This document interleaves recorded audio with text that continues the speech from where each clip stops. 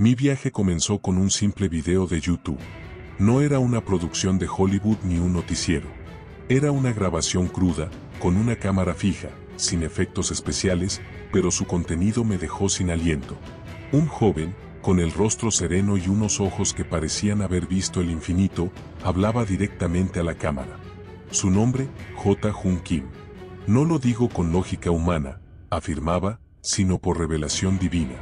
Jesucristo regresará en nuestra generación. Este hombre no era un predicador común. Tenía un coeficiente intelectual de 276, un nivel que superaba a Einstein y Hawking, colocándolo en un escalafón mental que pocos podían siquiera imaginar. Sin embargo, su meta no era un premio Nobel ni la fama mundial. Su propósito era aún más audaz: despertar a la humanidad a una verdad escrita no solo en los textos sagrados, sino en el mismo tejido del cosmos. Como documentalista, mi primera reacción fue el escepticismo.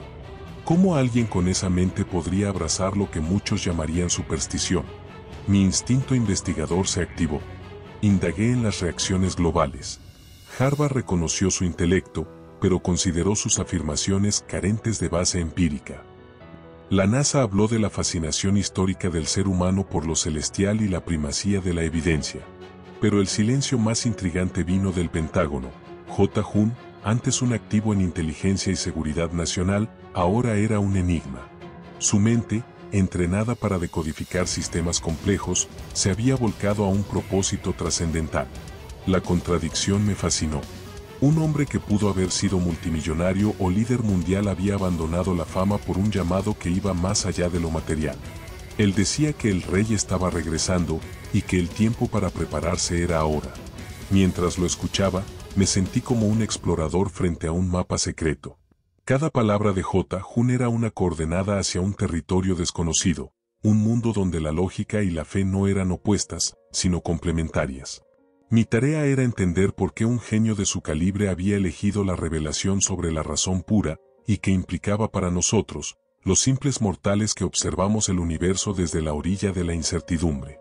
Para comprender a J-Hoon, tuve que viajar al pasado. Los relatos de su infancia prodigiosa eran casi legendarios.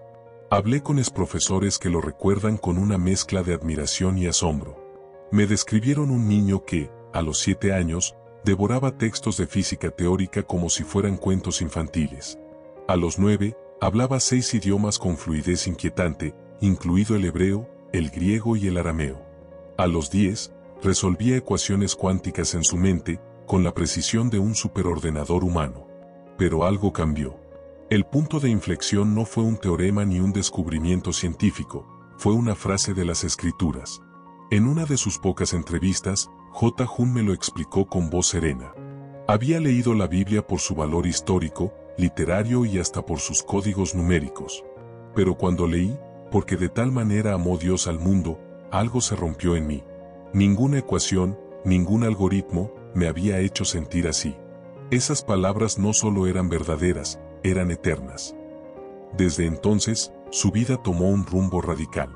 El genio se rindió a la fe, y en esa rendición su mente encontró un nuevo propósito: descifrar el mensaje divino con la precisión con que antes descifraba el universo físico. Su metodología combinaba la exactitud de un matemático, la intuición de un detective y la pasión de un profeta. Esta dualidad era casi incomprensible. J-Hoon no estaba loco, había encontrado una nueva dimensión de la realidad. La misma mente que descomponía partículas y resolvía ecuaciones, ahora leía la eternidad en un versículo. Era como un explorador que descubre que el mapa del tesoro no está enterrado bajo la tierra, sino en las estrellas. En el mundo moderno, donde la razón y la fe a menudo se presentan como opuestas, J-Hoon era un puente viviente. La lógica podía encontrar un camino hacia la fe, y la fe podía iluminar la razón. Y yo, como documentalista, estaba frente a un fenómeno que desafiaba toda categorización, un genio capaz de navegar simultáneamente entre la física cuántica y la eternidad. Con el pasado de J-Hoon claramente trazado, me condujo a un terreno más profundo, la cronología del cumplimiento de las profecías bíblicas. Para él, la historia no era una serie de acontecimientos aleatorios, era un plan divino desplegándose con precisión matemática. Su presentación era simultáneamente académica y apasionada, como si cada versículo fuera un fragmento de código universal esperando ser descifrado.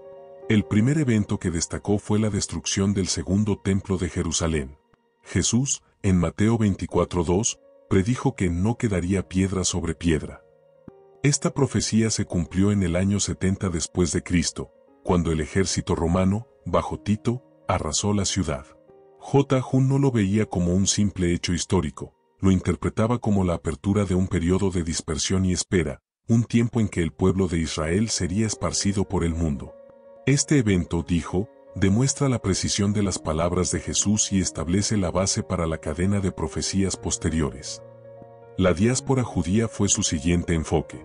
Durante casi 2000 años, los judíos vivieron exiliados, enfrentando persecuciones, pogromos y, en el siglo XX, el Holocausto. J. Hus argumentó que estos eventos no eran tragedias aisladas, sino el cumplimiento fiel de Deuteronomio 28, 64-68, que advertía sobre la dispersión si se apartaban de Dios. Para él, la historia era un testigo silencioso que confirmaba la fidelidad de Dios a sus promesas, como un reloj cósmico que marcaba la exactitud del plan divino. Pero la señal más extraordinaria, según J. Hus, fue el regreso del pueblo judío a su tierra ancestral. Isaías 66:8 preguntaba, ¿nacerá una nación en un solo día? El 14 de mayo de 1948, el Estado de Israel fue oficialmente restablecido. Mientras la ONU celebraba un logro político, J. Hus veía un milagro moderno, un acto divino preparando el escenario para los eventos finales. Este regreso no es solo político, me explicó, es espiritual. Es la higuera que comienza a florecer después de milenios de espera. Aquí surge la metáfora de la higuera, usada por Jesús en Mateo 24, 32-34. La higuera brota y anuncia la cercanía del reino. Para J. Hus, la generación que presenció el resurgimiento de Israel, que vio su crecimiento político y militar, es la generación que podría no pasar antes de que todo se cumpla. Su explicación era fría, lógica y escalofriantemente convincente. El florecimiento de Israel es un marcador temporal, un reloj profético activado. La combinación de historia, política y fe creaba una narrativa irresistible. J. Hus no solo contaba hechos, tejía un patrón, un entramado donde cada pieza encajaba con precisión.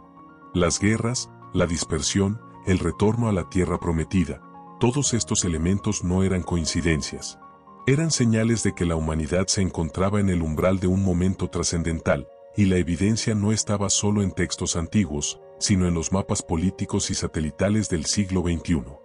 Mientras me explicaba, sentía que observaba un rompecabezas cósmico desplegarse ante mis ojos. Era como ver la trayectoria de un cometa que recorre el espacio durante milenios, invisible a los ojos humanos hasta que finalmente ilumina el cielo con su estela resplandeciente. Cada detalle de la historia, cada cumplimiento de profecía, era una chispa en esa estela, señalando que algo monumental estaba a punto de suceder. Para J. Hus, el pasado no era mera memoria, era la infraestructura del futuro. Y su estudio era una brújula que nos indicaba la dirección de lo que él creía inevitable, la culminación de la historia humana según el plan divino. Con la historia como base, J. Hus me llevó al presente, un mundo que, sin saberlo, estaba construyendo la infraestructura de su propia transformación y, según él, su juicio final. Comenzó señalando la convergencia de tecnología, economía y vigilancia como cumplimiento moderno de una de las profecías más enigmáticas, la marca de la bestia de Apocalipsis 13, 16-17. Durante siglos, parecía una fantasía. Hoy, con la inteligencia artificial y las monedas digitales, se estaba convirtiendo en posibilidad tangible. En su laboratorio, lleno de pantallas y gráficos, me mostró cómo las monedas digitales de bancos centrales, CBDC, podrían controlar la economía global. No es ciencia ficción, susurró. Sistemas de reconocimiento facial, chips RFID, vigilancia interconectada. El mundo construye, sin saberlo, la jaula perfecta para la humanidad. Blockchain, antes vista como libertad, se convertía en infraestructura para control absoluto. Pero no era solo tecnología.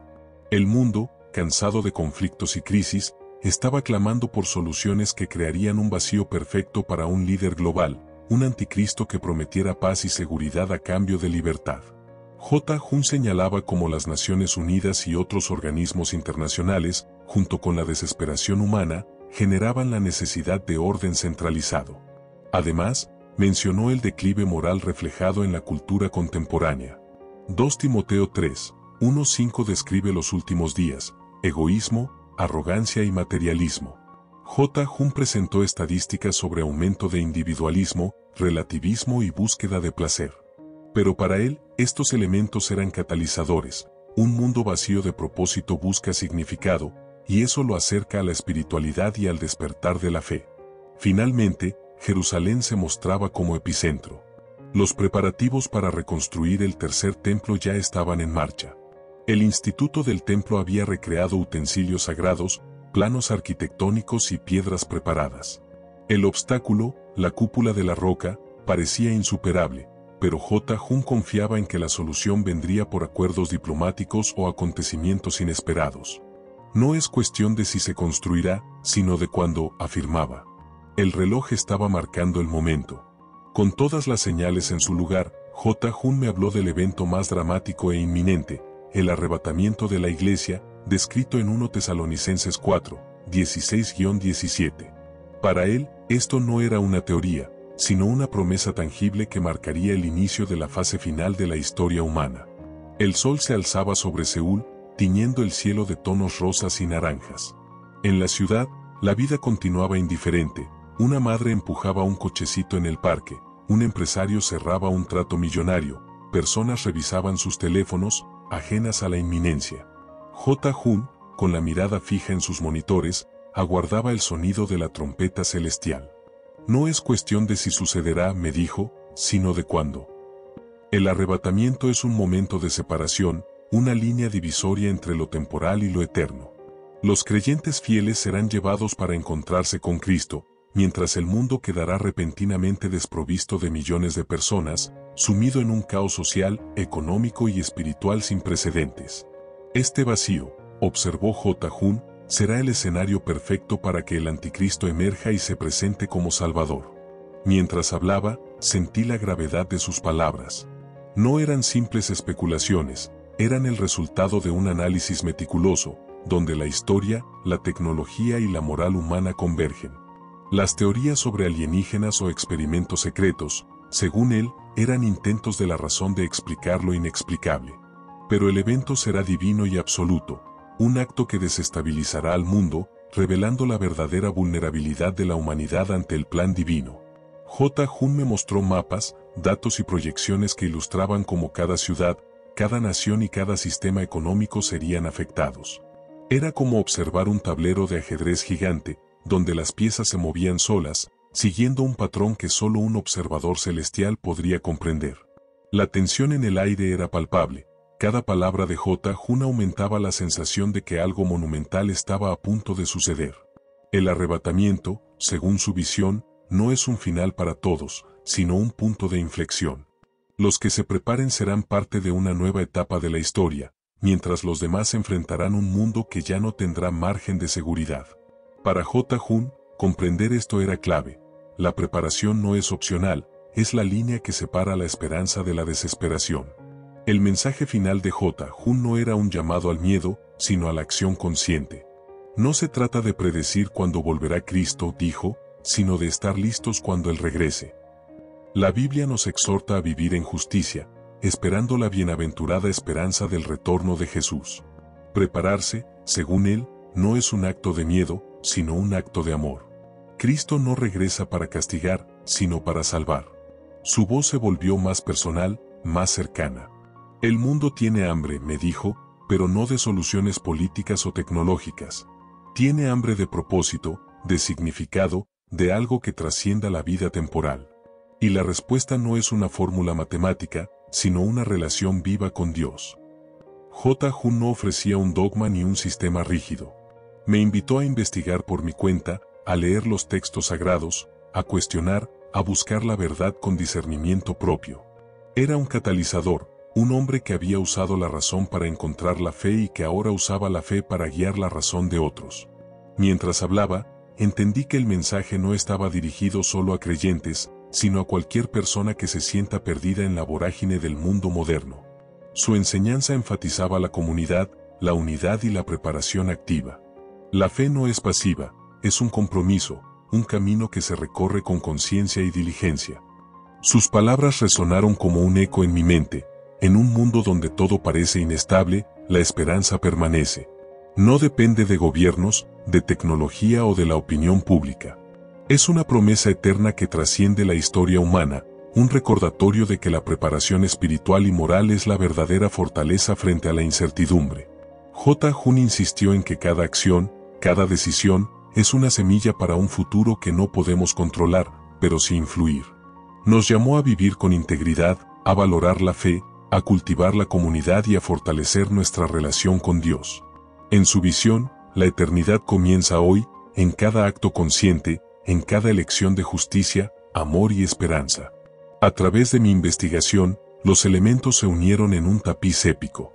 El pasado prodigioso de J. Jun, su intelecto asombroso, su rendición a la fe, la cronología de las profecías cumplidas, las señales actuales y la inminencia del arrebatamiento, todo convergía hacia un momento de trascendencia histórica y espiritual. El documental no buscaba probar la verdad absoluta de sus afirmaciones, era un aviso, una voz en el desierto digital, recordando que el final de la historia humana no es un apocalipsis de destrucción, sino una promesa de restauración. J. Jun era claro, el regreso de Jesús era físico, visible y glorioso. Apocalipsis 1:7 afirma, «He aquí que viene con las nubes, y todo ojo le verá». Desde su refugio, J. Jun observó un resplandor en el cielo. No era holografía ni simulación, era una luz cegadora que atravesaba las nubes y envolvía todo a su alrededor. Los sistemas de vigilancia fallaron, los satélites se apagaron. La figura descendió lentamente, con una luminosidad que eclipsaba al sol. Los pies de Cristo tocaron el monte de los olivos y el paisaje se transformó. Los cielos se abrieron, la tierra vibró y la creación entera pareció suspenderse en un instante sagrado. Todo lo que J. Jun había estudiado, profecías, códigos antiguos, señales del presente, ahora se hacía realidad ante sus ojos. La lógica y la ciencia quedaron en silencio frente a la magnificencia de lo divino.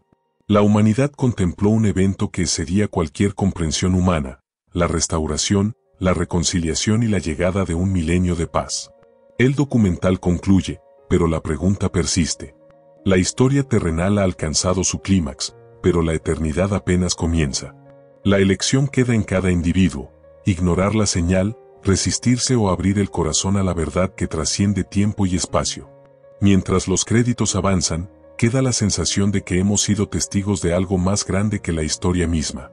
La ciencia puede explicar fenómenos, la política puede manipular eventos, pero ninguna de estas fuerzas puede alterar el curso de la eternidad. Y en ese momento, comprendí que el llamado de J. Jun no es solo para observar, sino para actuar, para despertar y para prepararse, porque la eternidad no espera a nadie.